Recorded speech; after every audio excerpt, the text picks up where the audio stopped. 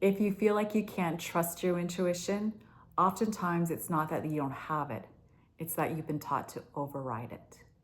In this video, I'm going to share what your intuition actually feels like, how we can learn to, why we often override our intuition, and I'm going to give you some very simple, grounded ways where we can have a stronger trust relationship with our intuition. So welcome to my channel. Hello, my name is Krista, and I am happy that you're here, especially if you're a new watcher as well. So intuition, we've all had the experience where we were guided to do something, but we overrode it. We second guessed ourselves. We started kind of ruminating and questioning it and thinking, that's crazy, that can't be right. And just we just really dismissed what it was guiding us to do. And this shows up in a variety of different ways. Some are smaller, some are bigger. And I'm going to share a personal example of something that my intuition was guiding me towards, and I second guessed myself, and I'm still thinking about it years later. And that was quite a while ago. My family all went to a Coldplay concert, and I wanted to go. I wanted to go. I could feel it in my body. I wanted to be there.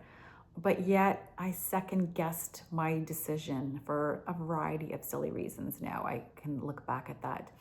And so I missed out on that opportunity. I was not there. And to this day, my family still talks about this wonderful memory that they had all at the concert, singing the songs and all their experiences. And I wasn't there. And I wish I had been there. I didn't get to share that memory with them.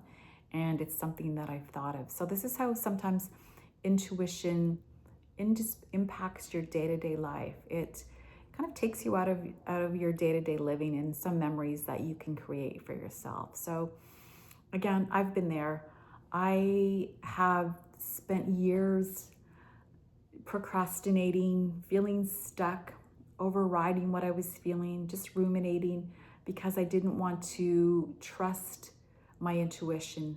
Some of the things it was asking me to do just kind of sounded so crazy back in the day. So I often second guessed myself and therefore stayed stuck much longer than I would care to admit. Because every time I was getting these ideas, these downloads, I didn't trust myself. I didn't trust to be able to move forward to it. So therefore that connection with my intuition and myself just, it was very silent, it was very quiet, and it was not very strong. But then over time, something started to shift in me. I could see the value of this intuition. I started to have a stronger relationship with it. Once I started to listen to what it was asking me to do or nudging me, I took a different choice. I started listening to it. I started following on it. I started acting on it. And over time, this started to compound. This became a much stronger relationship. And I'm so grateful that I actually did the steps to do this, but this is available to anybody. It's available for everyone to do this. So once you start to strengthen that connection with yourself and your intuition, it will grow and expand, just like any relationship with anybody in your life too. It is a little bit of a give and a take as well too, and you have to be receptive and open to what it's guiding you towards. All right, so let's talk about what intuition actually feels like in your body, because I know when I was kind of going through this, I didn't understand what it was. I think is that my intuition, or is that just like these thoughts in my head, this mind chatter? I was really unsure about what it was or how it worked, and if what I was feeling or hearing in my body was actually accurate. So I didn't understand that really intuition is not loud. It's not loud at all. It is very, very quiet. It's very subtle. It might drop in and then drop out. Those are ways that I would describe it. Our intuition is our body's internal GPS. It's guiding you. It's pointing you in a specific direction. It's nudging you. It's getting your attention. It's guiding you to a place that maybe you've never even considered. It definitely has your back. It wants the best for you. It sees an expansive view that maybe you can't see at this point in your life. But again, it's always there. It's subtle. I find also our intuition it just feels right. Like the information it gives you, it feels right. Like you're like, yes, that feels so right. There's truth with it. It just really resonates with yourself.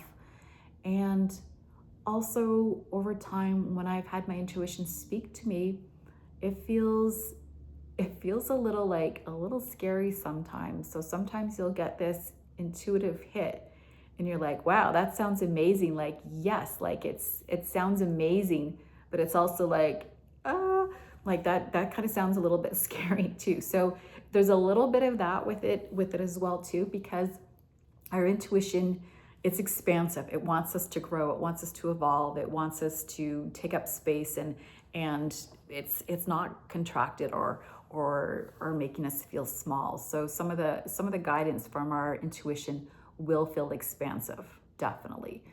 And it's a feeling. It's just a gentle feeling in your body. You just know it feels right. You can't always explain it in logical words or terms, which oftentimes we're taught. So that's what it feels like. And also it doesn't go away. There's no pressure. There's no urgency like you need to do this ASAP. No, that's your ego speaking. Your intuition is very gentle. There's no pressure. And you will often find that it stays with you. It's not like one day it's there and then the next day it's gone. It's a knowing that lingers for days, weeks, months, even years as well too. Like it stays with you. And so that's a way of being able to distinguish the difference between, the mind chatter, your ego versus your intuition. So I hope those resonate with you, and you can understand the difference of what our intuition is, because those are the first things. So just feel into that and feel if you've had experience with any of that as well too. So next I want to talk about why we second guess, why we maybe have this intuitive hit, but we tend to second guess ourselves all of the time, or a lot of the time, more so than we care to admit, or more than we'd like. And give yourself grace, give yourself compassion.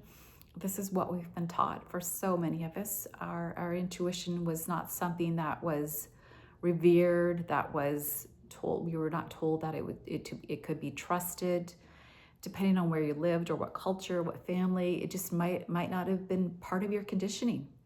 We were often told to use our brain, use our mind, use our logic. That's where we make decisions. We need the pros and the cons, and to think it through. Think this decision through. That's how you make a good decision. We were never taught to trust in what our body's speaking to us.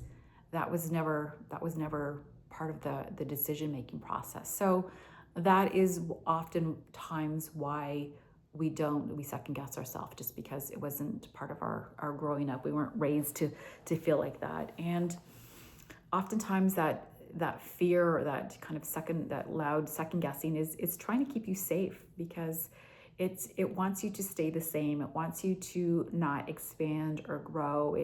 It's keeping you protected. It's keeping you safe. So that's how it becomes part of our decision-making abilities as well too. And if we haven't had this experience before, having a connection with our intuition, we don't have the experience. So we are going to have struggle to override and second guess ourselves. And that's just a reality. But it's also something that you can slowly shift, and that you can slowly grow over time as well too, just because this can change. This can definitely change, especially when you have the intention to be more aware with what your intuition is telling you. Oftentimes we can maybe look at some of those examples where we did have an intuitive hit and we chose to second guess ourselves, and now we can see that kind of like example with me of my Coldplay experience. I see now, and I have the awareness now to notice that what happened in that situation, and when that comes up again next time, I will choose differently. So just, being a little bit more conscious and aware of ourself will allow us to not second guess so much as well too.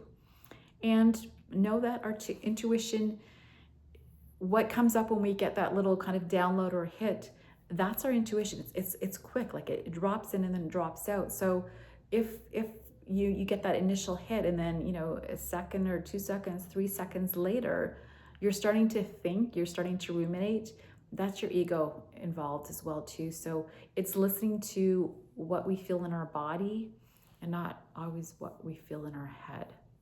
So that's a good distinction as well too. So how can we start to trust our intuition and not second guess ourselves? Just, I would say, start small. Start with little itty bitty decisions that are not, they're very simple decisions. Start there. Start with something that is not life-changing, really.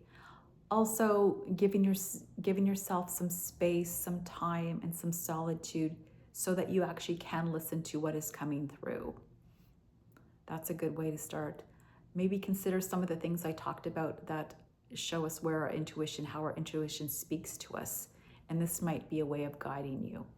But also knowing that your intuition has your back at all times. It's guiding you at all times. It's there for your highest good. It's not going to make you small and contracted. It's gonna support you 100%. And when you start to understand this and appreciate and accept its guidance, it will just grow, it will blossom, it will flourish, and it will lead you in a way that you can't even really see at this point. So it is a relationship that I think is 100% worth nurturing and supporting you, because it's there for your highest good, no question about it.